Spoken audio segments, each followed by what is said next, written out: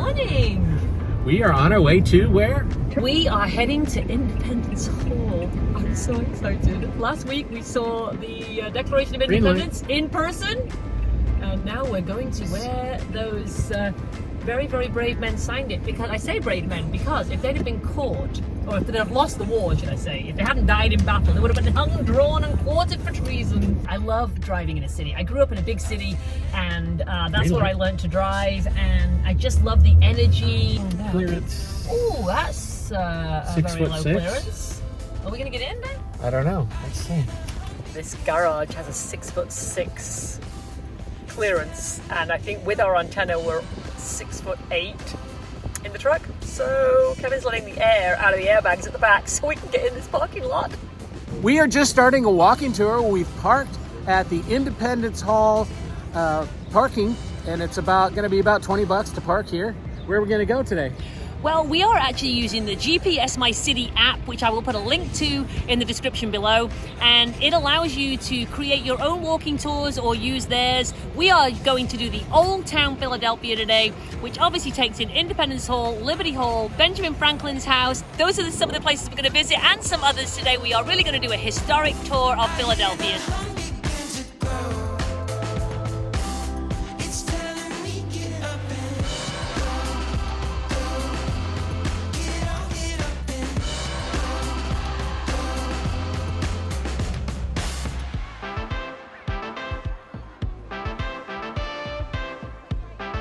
This is like a shadow on the foundations of what was the president's home, but I'm not sure whether it was Washington's home. But who else's home would it be at Independence time?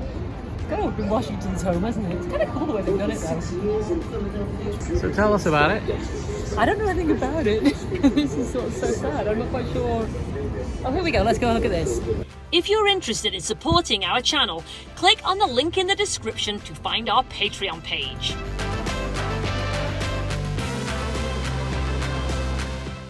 To think what George Washington and John Adams both walked around here.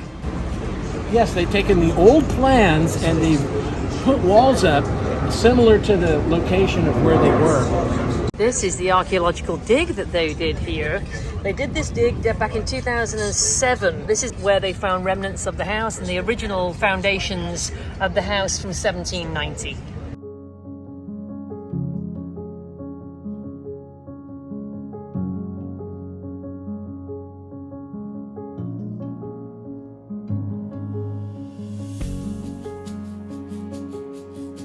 This is the Christ Church Cemetery. This is still an active cemetery. Members of the church can still be buried here, but some of the most important members of Philadelphia society are buried here.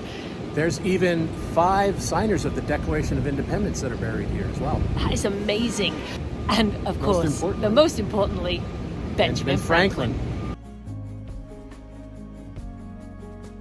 Not all the signers of the Declaration of Independence are remembered with such vigor, I suppose the word is, but this man, Benjamin Rush, MD, was the father of American psychiatry, and he was one of the signers of the Declaration of Independence. There are over 4,000 people buried here. That is a lot of people in a very small space. There are members of the Continental Army buried here from the Revolutionary War and also the War of 1812, and veterans all the way up until World War II. And to this day, there are still members of the church that can be buried here. Here we have 2 major historical figures. George Ross served in the Continental Congress from 1774 to 1777. He was 46 years of age when he signed the Declaration of Independence. And then here we have Joseph Hughes, who also was a delegate to all 5 presidential congresses, a member of the Continental Congress from 74 to 77, and then again to 79. Again, another signer of the Declaration of Independence. This grave here that looks like a pedestal is the grave of General Jacob Morgan. Morgan was involved in the Battle of Princeton and the Battle of Monmouth. We're not entirely sure who keeps these beautiful graves the way they are, but this is the grave of Revolutionary War hero right here. And as you can see from these photographs, there are others that have been so beautifully maintained, and they died in the 1800s. So there's no way they still have family that come and maintain these graves. So we're going to ask the young man at the front and find out who does. Benjamin Franklin was, for all intents and purposes, the most famous printer in Philadelphia, and David Hall, buried here, was his printing partner. That was the first occupation that Benjamin Franklin ever had when he worked for his brother. He ran away from his brother and came to Philadelphia and set up his own printing works. This stone here, quarried in England, is being used as the marker for Charles Mason. Charles Mason, along with Jeremiah Dixon, were two English surveyors who used nothing but the stars above to create the Mason-Dixon line. The plot was donated by Benjamin Franklin, who apparently was his good friend. And finally, we have the grave of Benjamin and Deborah Franklin. Deborah was his wife. Benjamin outlived her for many, many years. And just to the left here, we have the grave of his daughter, who was Sarah Bach. Sarah was hugely important during the Revolutionary War. She did a vast amount of fundraising to raise funds for the Continental Army. As you can see behind me, you can take a photograph of Benjamin Franklin's gravestone without coming into the cemetery and paying the $5 right here. Yeah. But that being said, just to be able to view the graves of other signers of the Declaration of Independence, or men that bravely fought during the Revolutionary War, the Civil War, the War of 1812, and World War II, it is well worth $5 to come and pay your respects. Pennsylvania had a massive Quaker population, and the original Quaker houses were built in the 1700s. However, this house was built between 1803 and 1811, and it was designed to hold around 1,200 people. Three most prominent women Quakers, Lucretia Mott, Susan B. Anthony, and Alice Paul, who all worked tirelessly for women's rights. Susan B. Anthony once said, "We ask no special privileges. We ask justice, we ask equality, we ask that all the civil and political rights that belong to the citizens of the United States are granted to women." Pennsylvania was the first planned city in America. This street here is one of the original streets laid out by William Penn. He designed this city whilst in London. He was not even here, and he designed it in the grid system.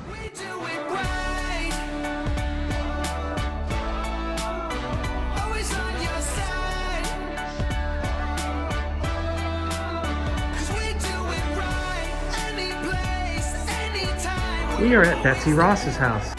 You often think of Betsy as this woman who just sat in a corner like this show here, creating this flag from nothing. But she was actually a very famous upholsterer, and she did design our first ever flag. Just like other Revolutionary War heroes, Betsy Ross would have been tried for treason had she been caught creating the flag of the United States of America. Why is the flag on the floor? Well, back in Betsy Ross's day, there was no rules of conduct for an American flag. In accordance with today's rules regarding the American flag, there is cloth underneath the flag, so therefore it is not touching the floor. This is Betsy's actual home right here. Betsy and none of her husbands ever owned a house. Betsy actually rented rooms in this house from Hannah Lithgow, who was a widow. Like most workers during the Revolutionary War, Betsy became quite poor when nobody really wanted to deal with upholstery, etc. So she took a contract just on a whim from the new government to create flags. She was also famous for making bullets.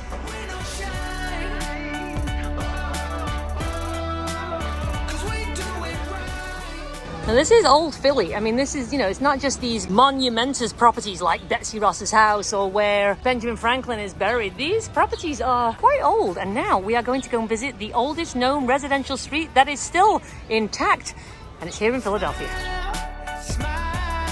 We are at Elfreth's Alley, an exceptional collection of early American structures built in the 1720s to the 1830s. The alley contained the homes and shops of diverse artisans and later working class immigrants lived here. Residents began preservation efforts in 1934. Always on your side. Always on your side. 'Cause we do it right. Any place, anytime, we're always there. Rain or shine. Benjamin Franklin was quoted as saying, "An ounce of prevention is better than a pound of cure." And these guys worked incredibly hard to keep this and preserve it. It is absolutely beautiful. The FA you see up here is for the Fire Association. The Fire Association was a volunteer fire service. It was the first service of its kind in America, and it was started by Benjamin Franklin. These builders are actually doing what's called repointing. They are replacing all of the grout in the houses here. This one almost looks like it's not been as well preserved, but it is very, very cool.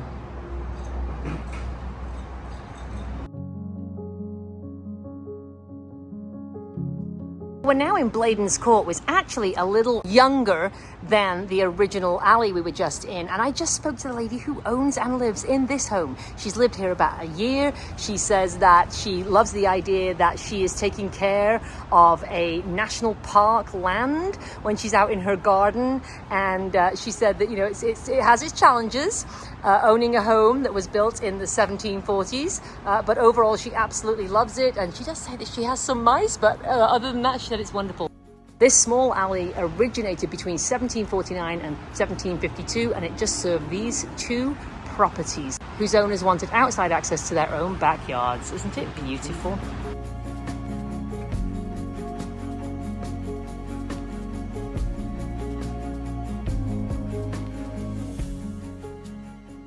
Welcome to Christchurch. This is one of the most historic churches in the United States. It was founded in 1695 as the first Church of England parish in Pennsylvania. Christchurch is famous today for its many connections to the American Revolution. This current building was completed in 1744. The steeple was added in 1754, and then it was the tallest structure in the 13 colonies.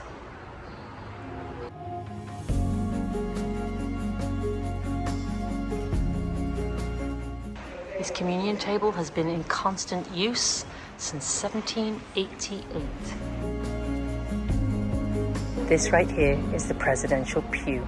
Not only was this the pew for the Washington family during his time as president when Philadelphia was the capital of the United States, this was also used by President John Adams. And then during his second visit to the United States, it was used by the Marquis de Lafayette. I am sitting in pew 12, and here worshipped Betsy Ross in 1777. Right here we can see the coat of arms of George III, who was in power when this church was first established. While the Liberty Bell might be the most famous bell in the United States, this is actually the oldest bell. It was cast in 1702 at the Whitechapel Foundry in London, also where the Liberty Bell was cast 50 years later. This bell was lost for over 200 years as it had been hung in the St. Peter's of Philadelphia. Now it is returned to Christchurch. So like we said, even though we are in Philly, this is downtown historic Philly. So a lot of these houses are still the bones of the original properties. But right here we have the first post office of the United States. Benjamin Franklin was the first postmaster general.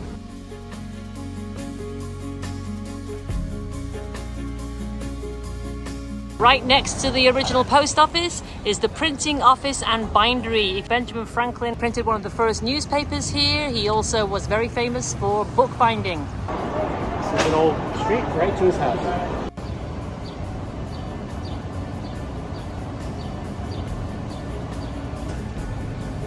As we said, Franklin came here as a child from Boston. He was probably only about 14, 15 when he ran away from home. He actually ran away from an apprenticeship with his brother, who had put him into an apprenticeship when he was 12 years of age. This was the street where all the tradesmen worked. What is quite hilarious are all of these white stones you see over here and here. These are the markers for privies. This framework here represents the site of the house that Benjamin Franklin built for his grandson, and it housed the printing press on the other side of the carriageway, and on this side was the foundry for the type. All that's left is this foundation. This skeletal structure represents Benjamin Franklin's house, which, as you can see, the carriageway did not go through. It stopped right here and probably went to one side, or this was the end of the courtyard.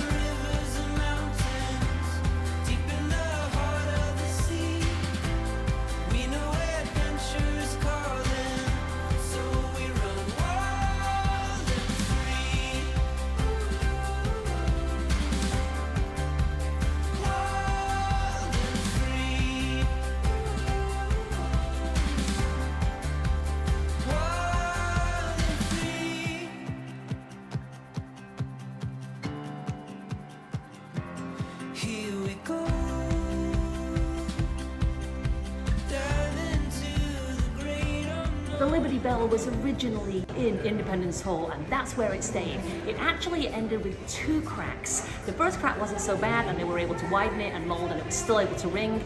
But after the second crack in 1847, the bell was irreparable. You could no longer ring it, and it was removed from the steeple in Independence Hall. Now the bell you hear ringing just a few seconds ago is the Centennial Bell, which was put up in 1876. The Centennial Bell weighs 13,000 pounds, which is 6 times larger than the original Liberty Bell that once sat there.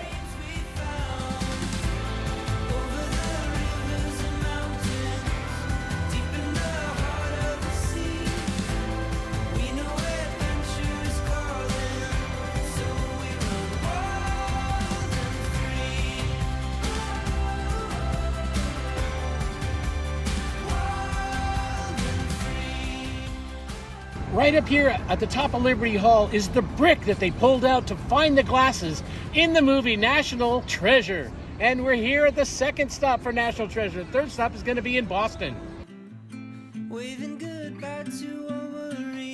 This is an artistic depiction of Old City Hall to the left there, Independence Hall, which is all the way in the center, and then Congress Hall, built as the county courthouse.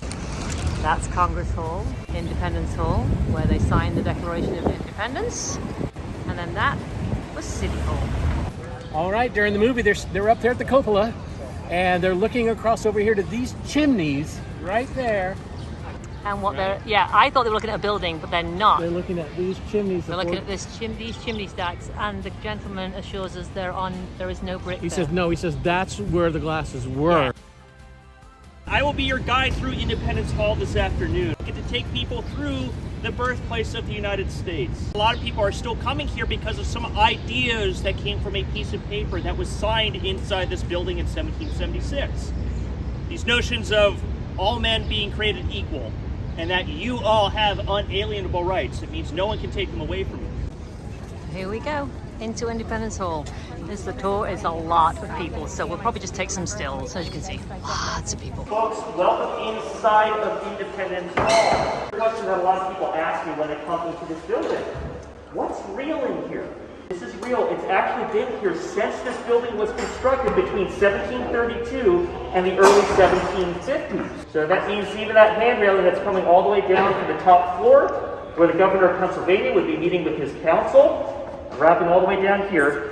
This has been here ever since the mid-1700s. It has met every single person who's ever come in through those doors. Today, that's us, as we are stepping back in time to 1776. Back then, it was Benjamin Franklin. I'm going to stop calling this building Independence Hall. Nobody knew it as that then. This is the Pennsylvania State House. It is the government building for the colony of Pennsylvania. And along with the other 12 American colonies, Pennsylvania is part of the British Empire. So as you folks come in here today, you are not just Pennsylvania citizens. You are subjects of the British Empire. God save the king. God save the king. There you go. Remember that for when we go into the next room. There's going to be a good reason for that. But as we're here, and especially as we're getting closer to 1776, people coming in here like Franklin have something on their minds. A word that we still find in the Declaration of Independence. Liberty. And specifically, how do we protect liberty? That story begins through this archway and in the first room on our left.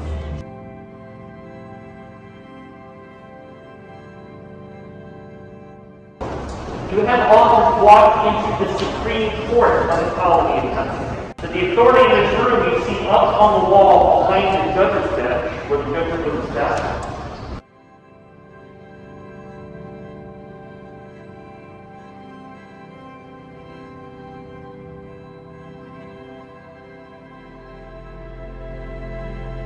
I'd like to introduce you to the Pennsylvania Assembly Chamber. So this is where the lawmakers we've chosen to come in here for working.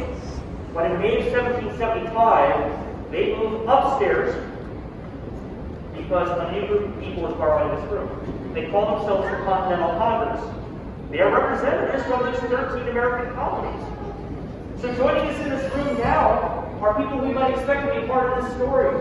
John Adams is in this room. Benjamin Franklin is in this room. Thomas Jefferson is in this place with us.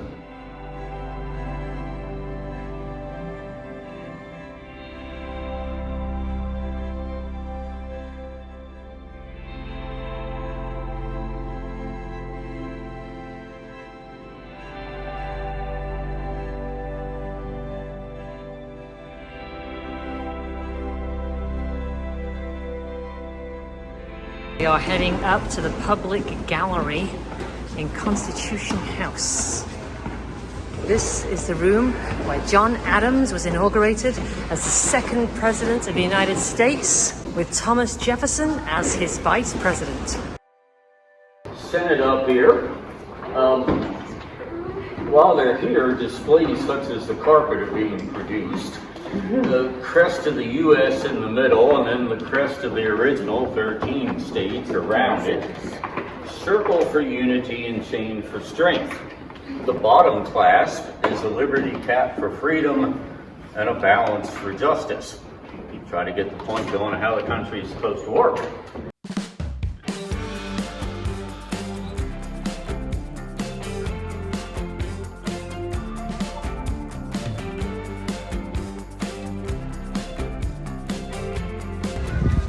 There are two. There is Pat's, and then there is Gino's. We went to Gino's because this is not the chopped steak. So let's go see if we know how to order. Stepping out into the daylight, you know I'm ready for a good time. Ooh. Here we are, Gino's in South Philly. I got a Whiz Wit and a Diet Coke, and you got? I got a mushroom provolone with and some fries and a Diet Coke. Okay, so the Whiz is the bomb. If you know what Whiz is, then you know what I'm talking about. It's great. And you got the mushroom. How was it? The bread is soft, which I wasn't expecting. I was expecting it to be crunchy, but the flavor's great. Every Philly cheesesteak I've ever eaten started right here, and you can just feel the history of this place. Oh my gosh, and you can taste the history today. You cannot taste history. You can taste history here. No, you Yes? cannot. Especially if you get Come and get a Whiz. cheesesteak, guys. Come and Gotta get a cheesesteak. that's right. Okay, he's done. He's done. He's cut off. You are cut off. We went to Gino's, but Pat's has the historic sign and is the official originator of the Philly cheesesteak. We hope you've enjoyed our tour of historic Philadelphia. You know I'm so high. Join us next week as we go to one of the most important sites of the Revolutionary War, Valley Forge. Until then, we'll see you on the trail.